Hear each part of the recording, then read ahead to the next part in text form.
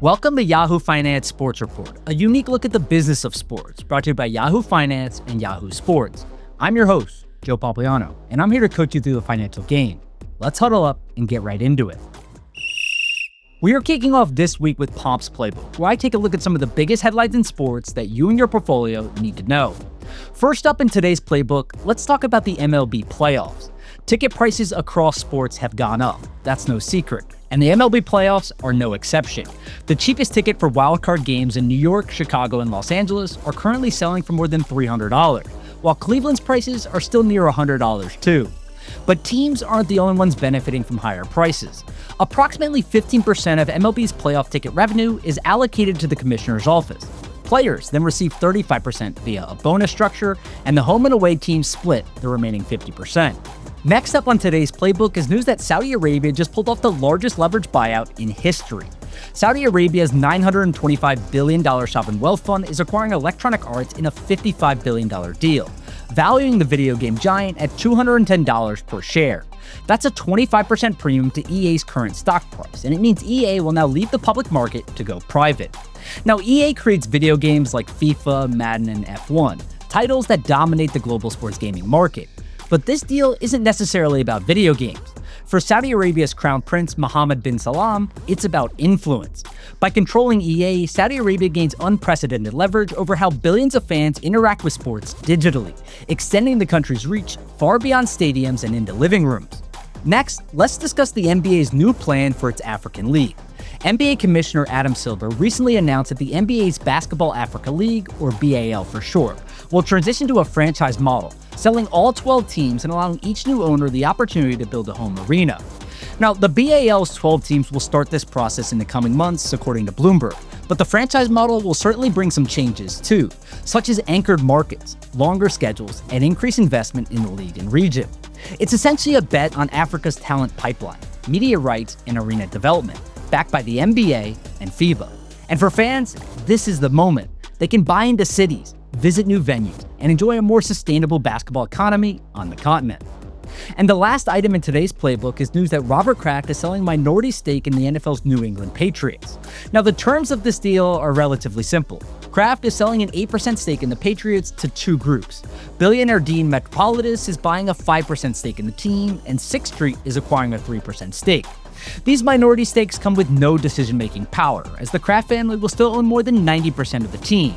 But now, the Patriots are valued at $9 billion, just a slight increase from the $172 million that Robert Kraft paid to acquire the team in 1994. All right, now that we've covered a wide range of topics in the sports world, it's time to talk some football. Joining us now to discuss some of the biggest storylines going on in the NFL is Yahoo Sports senior writer Frank Schwab. Welcome to the show, Frank. You know I have to start with Jaxson Dart. Everyone on this knows that I'm a Giants fan. Yep. Jaxson Dart made his NFL debut this past weekend against the Chargers, got the win in a game that I don't think many people expected them to win. What was your overall just opinion and analysis of how he played? I thought he played okay. He was a typical rookie. It made a few mistakes, but overall, he gave the Giants a lot of energy. They looked like a different team out there. They really did. They rallied around the rookie who can make plays, not just throwing the ball, but running it too. Very good that way. I think this was the right move to start Jaxson Dart. I honestly think it was the right move to start him week one. They decided to give Russell Wilson a few games, and that's fine because now Jaxson Dart comes in. You can really start to see what you have with him the rest of the season. And everything I've seen from the preseason on has indicated that he can be a franchise-type quarterback. He's been very good, very exciting. Now, the air comes out of the balloon a little bit with the injury to Malik Neighbors, obviously one of the best receivers in football. But, hey, it's a long-term project for the Giants to have finally a lot of exciting players to build around, not just those two guys, but also Cam Scadaboo, their running back, Abdul Carter, defensive end who they drafted really high. Things are looking up with the Giants, and I think that starts really with Jaxson Dart, their exciting young quarterback.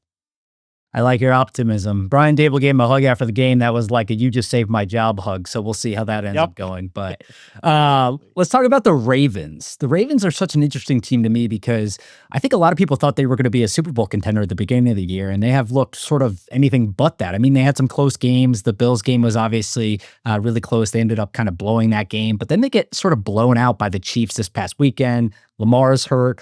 Just what is going on with the Ravens, and sort of where do you think they go from here? Yeah, and I mean, it was a team that was my Super Bowl pick, so I've been very disappointed with them so far. And if you just told me they were 1-3 and that's it, I'd say, okay, well, who have you lost to? They're all reasonable losses. Of course, you lost to the Bills, you lost to the Lions, you lost to the Chiefs. Those are three really, really good teams. But we're not just dealing with a 1-3 team. You're dealing with a 1-3 team that has a ton of injuries right now. And you mentioned Lamar Jackson. We don't know if he's going to play this week. We don't know. Look, their bye comes up in a couple weeks. Might they sit him out for 2 games to try to get him healthy? Can they afford to sit him out for 2 games to try to get him healthy? Because if you lose this week to the Texans, all of a sudden you're 1-4. You have to win some games, and maybe you push him back to the lineup quicker than expected. The defense is a mess. They're missing half their secondary, some guys in the front seven, including their star linebacker, Roquan Smith. It's just right now, it's really, really tough for the Ravens. Their defense already wasn't playing well before the injuries hit. They rely so heavily on Lamar Jackson. And even if Lamar plays this week, I really doubt that he's going to be close to 100% with a hamstring injury. John Harbaugh already said he couldn't have gone back in the game last week. This was not something where they just were being cautious. He was out against the Chiefs. So that leads me to believe that hamstring was pretty significant. It's tough. It is tough right now for the Ravens. The only good news for them, I don't think the rest of the AFC North is that good. We've seen the Bengals struggle without Joe Burrow. The Browns aren't that good changing quarterbacks. Steelers are off to a 3-1 start. I don't know if they can really keep up that pace. So maybe if the Ravens get well, get healthy, start playing better, they can chase down the Steelers in the AFC North. But it's an upward hill. It is really bad for the Ravens right now. Not just a record, but the injuries. The injuries are really, really affecting them. Yeah, it's sort of ironic that reports came out Shador Sanders turned down the Ravens' opportunity to go there because he wanted to play, and now he'd have he'd have the opportunity to play there. But the Browns are obviously starting Dylan Gabriel, which you alluded to there a second ago. What is your expectation for him? Is this sort of just like, let's throw in the rookie, see what we got? I think they just couldn't deal with Joe Flacco's struggles anymore because if you look, this is not a great spot for Dylan Gabriel at all. It's not just against a blitz-heavy, really tough Vikings defense.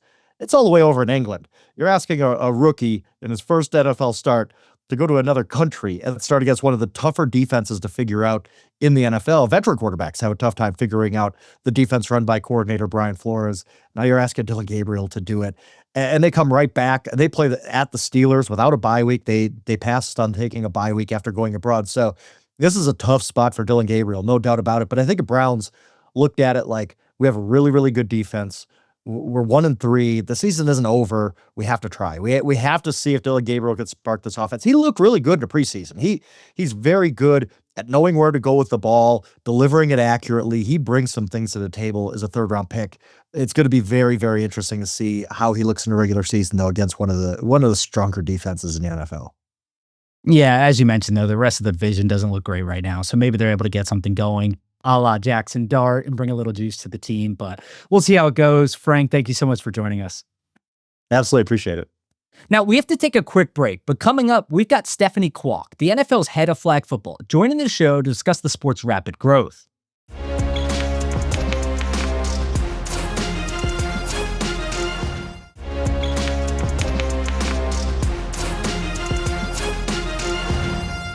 Welcome back to Yahoo Finance Sports Report. I'm your host, Joe Pompliano.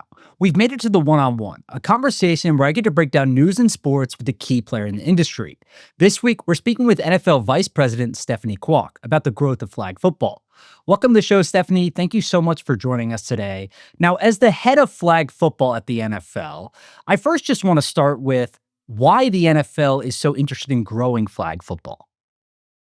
Absolutely. I mean, flag football, if you played it, and I played for the last 15 years or so, it's just there's so many wonderful things about it. So it is fast paced, it's accessible, it's inclusive, just with the fewer number of players on the field as well. And so if you think about all of those qualities, those are all things that get more footballs in more hands. We have so many people who are fans of the game or who would like to be bigger fans of the game, right? In the US, I think around 50% of the NFL's fans are girls and women, but there hasn't been a way for them to really get close to the game, to be on the field, to compete at a high school level or to play in college for scholarships. And so flag football is a way for more people to get closer to football and to really build that bond and experience football not just on through their screen, but on the field as well. Yeah, it makes a ton of sense. Maybe it'd be helpful if you can just explain a little bit of the growth that has happened since the NFL started focusing on this initiative, and maybe also some of the implications that we've seen across the broader sports ecosystem, particularly you mentioned women's sports. Absolutely. So it's really interesting. Flag football has actually been around for a really long time. It's been popular in a recreational setting, both at the college level, at the youth and grassroots level for a while. But as you mentioned, over the last 5, 10, 15 years, that's when we've really started to see it grow a lot. And I think there are a lot of different reasons for that. There are a lot of NFL clubs who have been leading the way here, who have run local clinics and camps to expose more kids to flag football. Because again, that's a way for kids to get into football earlier. It's a way for girls to get into football as well. And what we've seen too in the last 5 or 10 years is that now that you have all of those kids playing at the grassroots level and loving the game, you're seeing that demand to continue to play. And so, in just the last few years, we've gone from flag football being an official championship sport for in high school girls sports in 4 or 5 states to now it's played in more than 30 states as a high school sport for girls. 17 states have a championship as well. And then you see that demand continuing to grow throughout the ecosystem too. So now that those girls are graduating from high school, they want to play in college. And there are 100 plus colleges now that have added flag football as a varsity sport for women too. And so you're seeing, right, all of that investment that has happened and that interest in the grassroots level continuing to work its way up, driving demand in high school, driving demand in college. And then what's been really interesting over the last few years, too, is once flag football was added as an Olympic sport in October 2023, now you have that aspirational point at the top of the pyramid where girls and boys can see that there's an opportunity to play at that highest level, to compete for your country, to win gold for your country as well. And so I think that that's really poured, fuel on the fire for what was already a really quickly growing and rapidly growing sport. We're going to get back to the Olympics in a second because I just think that's a massive development and really good for flag football in general, but also the NFL. But when you think and your team thinks about sort of the success of this program, right, and how it's built up over the years and what it might look like in the future, it'd be helpful to know just sort of like what KPIs or metrics you guys are tracking to determine that success, right? Is it participation numbers? Is it the number of states that are doing championships now? Just maybe talk me through a little bit about like how you guys actually gauge the success of the program. Absolutely. I mean, participation is really our North Star and what we're focused on. So, how do we get more football in hands? How do we get more kids who are interested in football or maybe would be interested in football if they hadn't heard of it um, to be able to play the game? And that's both in the US and globally. So, looking at how do we increase those opportunities for kids? And then, as we talked about, right, as kids are able to play a sport and be closer to a sport, that's such a big predictor of fandom. And so that's another lens that we certainly have an eye on as we think about how to think about growing the NFL and growing football both in the US and globally. Getting more footballs into hands, growing that participation helps with growing fandom. I think we see it in other sports as well, right? But from some of the numbers we've looked at, if a kid participates in a sport in football when they're younger, they're 3 times more likely to become an avid fan of the sport. And so we're growing the love of football, we're growing fandom for football. Um, Currently, but also looking towards the future as well as you think about how do you expand football and how do you expand the NFL to new audiences in the US that are important like girls and women, but also internationally as well. Obviously, international growth is a big priority for the NFL, among other leagues too. So being able to reach people internationally with flag football is another really useful lever as well. One of the things I've noticed is that it feels like there's increasingly more league sponsors that are now activating on the flag football side as well. One, if you can just confirm if that's true, but also maybe tell me a little bit more about how those conversations have gone and sort of what they're interested in. Absolutely. Yeah, we have a lot of league sponsors that have been interested in flag football. And so, Nike is a partner that has always really supported all of our football efforts across both flag and tackle. They actually provide grants, uniform grants in every state for high schools that are adding girls' flag programs. Toyota is another one that comes to mind too, and they sponsor our NFL flag program across all levels. So, starting at the grassroots local league level, through to our regional tournaments, through to our national championship that happens in July. And I think with partners, what really resonates with them about flag football, it's a lot of things, right? It's as they think about the audiences and the demographics that they want to reach. Flag football, again, you've got that core audience of families, girls, women. You've got that audience again of international too, as a lot of these brands are global. And then if you think about the way that we activate flag football, so much is at the grassroots level with kids playing in local leagues. And so for brands like Toyota, with their dealerships, that's really important to be able to connect in with the communities. So I think what we're seeing with league sponsors is that flag football is just another way for them to really reach additional demographics. And I think we're also seeing what's been really great to see too is that it's opened up conversations with potential new sponsors too, that again are really focused on how do we reach girls and women? How do we, if it's really important to our brand to be accessible, to be inclusive, those are the core values of flag football, and that resonates well with them. Yeah. And lastly, just covering the Olympics here. Number one, I want to know if we're going to be seeing NFL players competing in the Olympics for flag football. But secondly, I also would love to hear your perspective on just how flag football is helpful for the international ambitions of the NFL. Absolutely. So we did announce in May that the owners voted that NFL players will be eligible to try out for the Olympics. So there is still a tryout process that needs to happen for all of the national teams. In the US, that's run by USA Football. In other countries, it's run by each country's federation. And so, I think we think and we hope that there will be NFL players out on the field on the men's team, but they will have to go through that tryout process and qualify for that national team.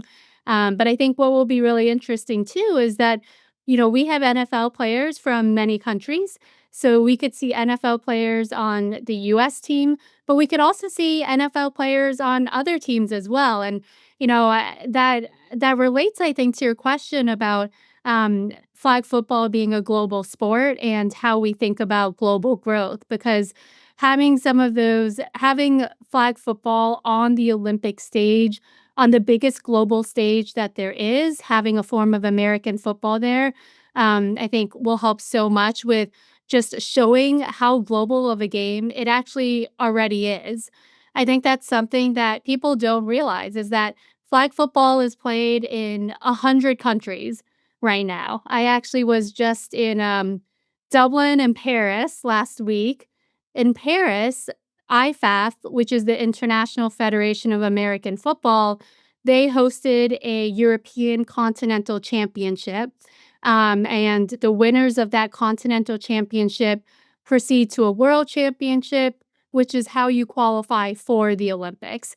And so we're starting to look at that Olympic qualification pathway, and it's the largest continental championship that IFAF has ever hosted. So there's already a lot of growth going on there. And then separately, the NFL runs NFL flag programs in 15 different countries.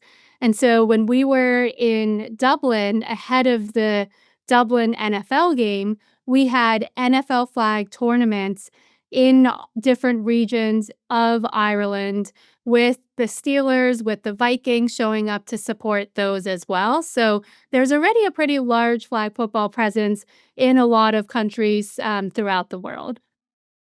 Yeah, you said 100 countries, but here's a little tip for everyone. To be included in the Olympics, you have to have a sport that is participated in by at least 70 countries on the male side. I think it's 40 on the female side. So flag football is a lot more popular, I think, than people realize. And I'm excited for 2028 to see how the Olympics help drive that. Thank you so much for joining us today, Stephanie. Thank you for having me. The clock is winding down here, but we have just enough time for some final buzz. So let's talk about John Cena's final WWE match.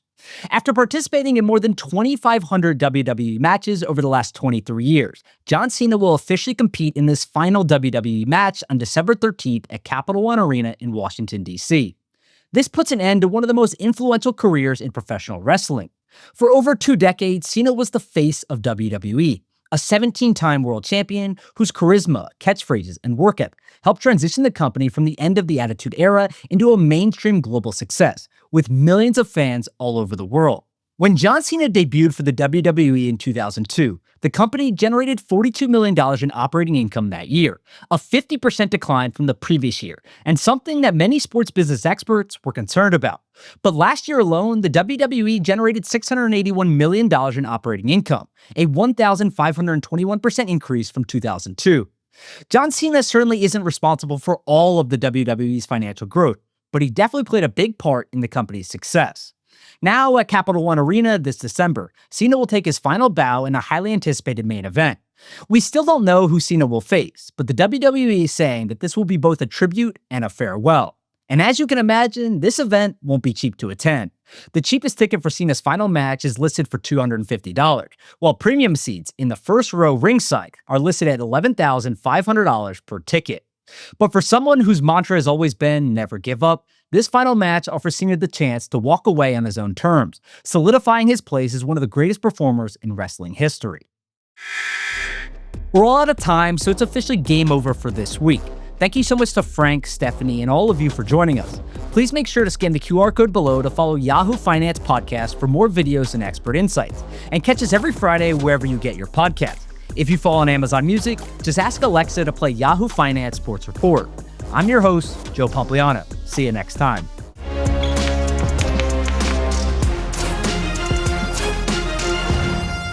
This content was not intended to be financial advice and should not be used as a substitute for professional financial services.